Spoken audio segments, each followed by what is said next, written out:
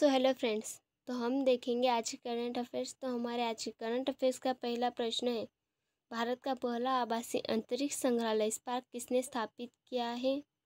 इसको ऑप्शन है DRDO, Google, ISRO, HAL। Bharat का पहला आभासी अंतरिक्ष संग्रहालय स्पार्क इसरो ने स्थापित किया है। इसरो के अध्यक्ष S सोमनाथ ने आज़ादी के अमृत महोत्सव में स्पेस टेक पार्क का शुभारंभ किया है। इस टेक पार्क में एक आर्चिव थिएटर, ऑब्जर्वेटरी, कैफेटेरिया और खेल अखाड़ा शामिल है। 3D virtual space tech park ISRO की विभिन्न मिशनों से संबंधित डिजिटल कंटेंट को इंटरैक्टिव तरीके से प्रदर्शित करेगा। इसरो का फुल फॉर्म है इंडियन स्पेस रिसर्च ऑर्गेनाइजेशन।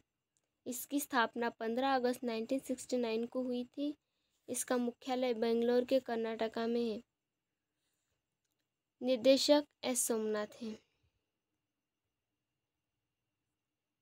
तो हम अंतरिक्ष से जुड़े कुछ प्रश्न देखते हैं। तो हमारा पहला प्रश्न है, भारत का पहला उपग्रह जिसका नाम आर्यभट्ट था वो 19 अप्रैल 1975 को अंतरिक्ष में छोड़ा था। 7 जून को 1979 को दूसरा उपग्रह जिसका नाम भास्कर था, इसका वजन 442 किलो था। वह पृथ्वी की कक्षा में स्थापित किया गया है।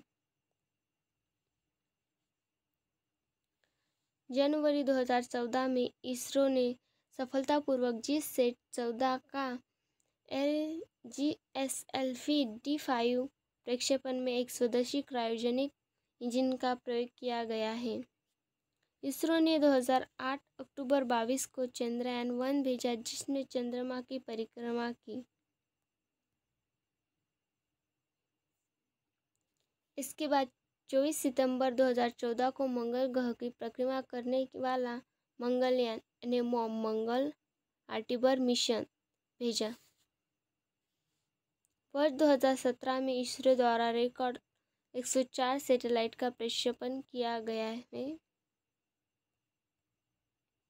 शुक्रयान-1 शुक्र के वातावरण का अध्ययन करने के लिए भारतीय अंतरिक्ष अनुसंधान संगठन द्वारा शुक्र के प्रस्तावित एक आर्टिबल है। इसे 24 दिसंबर 2024 के आसपास लॉन्च किया जाएगा।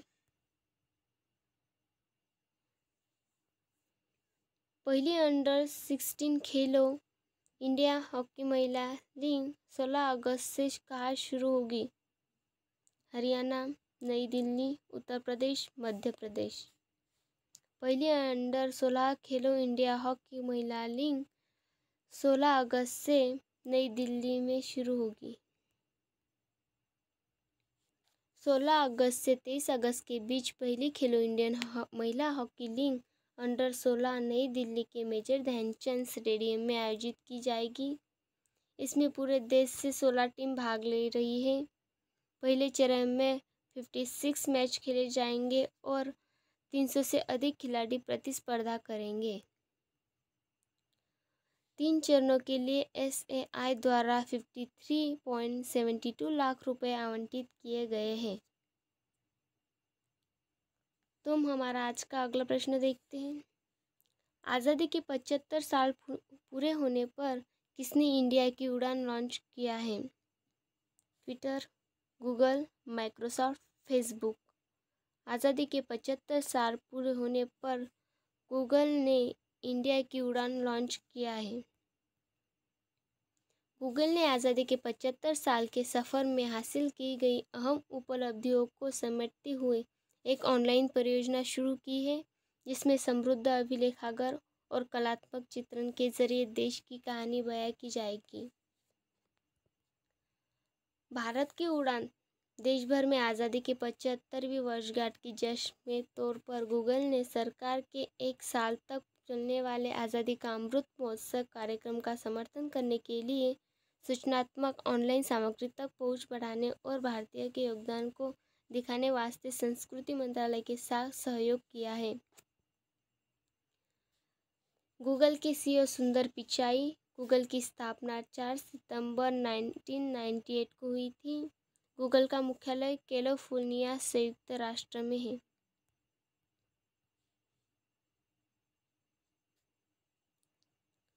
उत्तर पूर्व ओलंपिक 2022 खेल के दूसरे संस्करण की मेज़बानी कौन सा देश करेगा? लखनऊ उत्तर प्रदेश, गांधीनगर गुजरात, शिलांग मेघालय, देहरादून उत्तराखंड। उत्तर पूर्व ओलंपिक 2022 खेल के दूसरे संस्करण की मेज़बानी शिलांग मेघालय करेगा। इन खेलों में सभी 8 राज्य शामिल होंगे: अरुणाचल प्रदेश, असम, मणिपुर, मेघालय, मिजोरम, नागालैंड, सिक्किम और त्रिपुरा। लगभग 4000 एथलीट इस में भाग लेंगे। उत्तर पूर्व ओलंपिक खेलों का पहला संस्करण 2018 में मणिपुर में 12 विषयों के साथ आयोजित किया गया था। भिक्षावृत्ति में लगे लोगों की मदद करने के लिए किस मंत्रालय द्वारा स्माइल 75 पहल का शुभारंभ किया है? इसके ऑप्शन देखते हैं। रेल संचार और सूचना प्रौद्योगिकी मंत्रालय, सूक्ष्म लघु और मध्यम उद्यम मंत्रालय, विद्युत एवं नवीकरणीय ऊर्जा मंत्रालय, केंद्रीय सामाजिक न्याय एवं अधिकारिता मंत्रालय।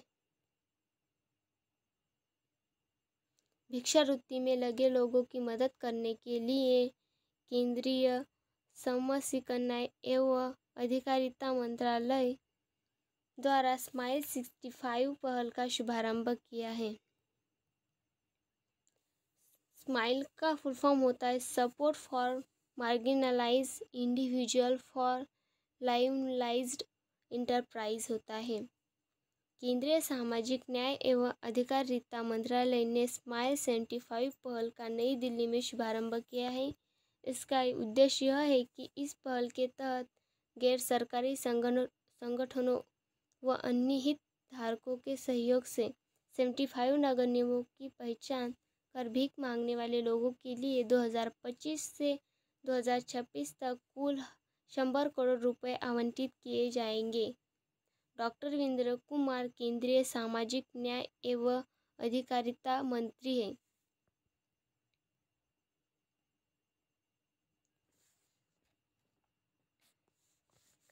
चीन मध्य और पूर्व यूरोपीय देशों के सहयोग समूह से कौन कौन से देश हट गए हैं?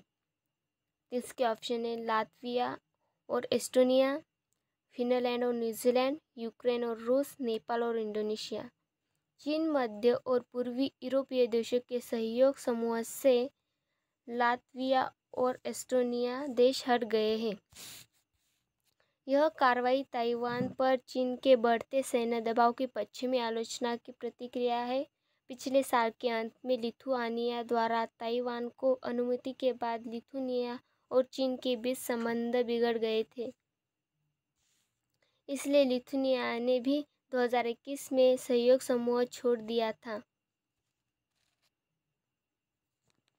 भारत और किस देश के बीच पहल द्विपक्षीय वायुसेना अभ्यास शक्ति आयोजित की जा रहा है? America, Britain, Japan, Malaysia. Bharat और मलेशिया के देश के बीच पहल द्विपक्षीय वायुसेना अभ्यास शक्ति आयोजन किया जा रहा है।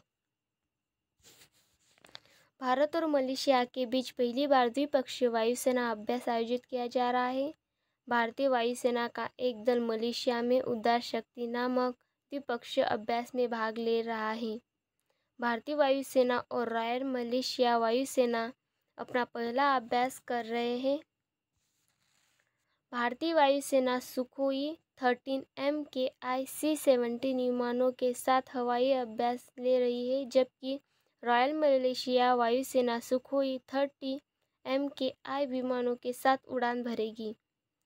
4 दिवसीय अभ्यास में दोनों वायुसेनाओं के बीच विभिन्न हवाई युद्ध अभ्यास आयोजित किया जाएगा। तो हमारा अगला प्रश्न है, भारत की पहल अंडर वाटर मेट्रो का उद्घाटन किस शहर में किया जाएगा? तो इसके ऑप्शन देखते हैं। मुंबई, तिरुवनंतपुरम, लोथल, कोलकाता। भारत की पहली अंडर वाटर मेट्रो का उद्घाटन कोलकाता शहर में किया जाएगा। तो हम इसके ऑप्शन के साथ देखते हैं। मुंबई में वाटर टैक्सी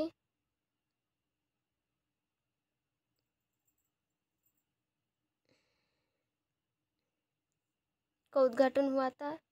तिरुवल्लम में वाटर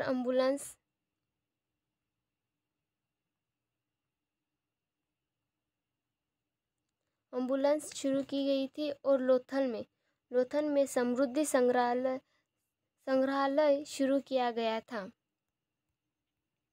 पश्चिमी बंगाल की राजधानी कोलकाता में भारत की पहली अंडर वाटर मेट्रो का उद्घाटन किया जाएगा और इस परियोजना के जून 2023 तक पूरा होने की संभावना की है। यह मेट्रो लाइन जो हुगली नदी के नीचे एक हिस्से के साथ कोलकाता के रास्ते सॉल्ट लेक को हावड़ा से जोड़ेगी। वर्तमान में सेक्टर व्यू और सिलाइदा स्टेशनों के बीच संचालित है। किस राज्य सरकार ने अनुसूचित क्षेत्रों में पंचायत अधिकारों के विस्तार को लागू किया है? उत्तर प्रदेश, मध्य प्रदेश, राजस्थान, छत्तीसगढ़। छत्तीसगढ़ राज्य सरकार ने अनुसूचित क्षेत्रों में पंचायत अधिकारों के विस्तार को लागू किया है। छत्तीसगढ़ सरकार ने अनुसूचित क्षेत्रों में PESA नियम 2022 लागू होने के ग्राम सभा की शक्ति में वृद्धि होगी। ग्राम सभा में आदिवासी समुदाय के 50% सदस्य, 25% महिला सदस्य होगी। छत्तीसगढ़ सरकार ने आदिवासियों के हितों की रक्षा और ग्राम सभाओं की शक्ति बढ़ाने के लिए केंद्रीय अधिनियम के तहत नियम बनाए हैं। PESA अधिनियम पंचायतों से संबंधित संविधान के भाग 9 में प्रावधानों को अनुसूचित क्षेत्रों में विस्तारित करने के लिए PEAS अधिनियम 1996 में किया गया था। विभाजन विभीषिका स्मृति दिवस कब मनाया गया है? 11 अगस्त, 12 अगस्त, 13 अगस्त, 14 अगस्त।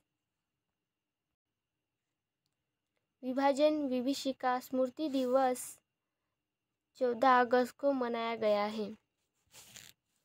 प्रधानमंत्री नरेंद्र मोदी ने देश के विभाजन के दर्द को याद करते हुए 14 अगस्त को विभाजन विभीषिका स्मृति दिवस मनाया। इस दौरान बीजेपी ने देश भर में मौन मार्च का आयोजन किया गया। दिल्ली में पार्टी के राष्ट्रीय अध्यक्ष JP नड्डा के साथ केंद्रीय मंत्री अनुराग ठाकुर, पीयूष गोयल और अन्य बीजेपी नेताओं ने विभाजन विभीषिका स्मृति दिवस के अवसर पर मौन में भाग लिया है। विश्व अंगदान दिवस कब मनाया जाता है? 11 अगस्त, 12 अगस्त, 13 अगस्त, 14 अगस्त। विश्व अंगदान दिवस 13 अगस्त को मनाया जाता है। तो विश्व अंगदान दिवस क्यों मनाया जाता है? तो प्रत्येक साल 13 अगस्त को विश्व अंगदान दिवस मनाया जाता है। अंगदान जीवन का सबसे बड़ा पुण्य है। इससे दूसरे लोगों का जीवन को बचाया जा सकता है। यह दिवस इसलिए मनाया जाता है ताकि लोगों में अंगदान के प्रति जागरूकता फैले। डॉक्टर जिस व्यक्ति को ब्रेन डेड घोषित कर देते हैं उसका अंगदान किया जा सकता है। पहली बार किस शतरंज में होगा महिलाओं का टूर्नामेंट? तो टाटा स्टील शतरंज में होगा महिलाओं का टूर्नामेंट।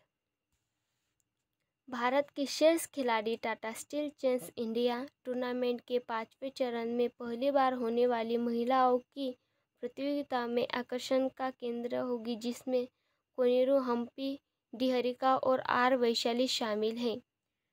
यह शतरंज 4 सितंबर तक खेला जाएगा। महिला और पुरुष वर्ग दोनों के लिए समान पुरस्कार राशि दी जाएगी।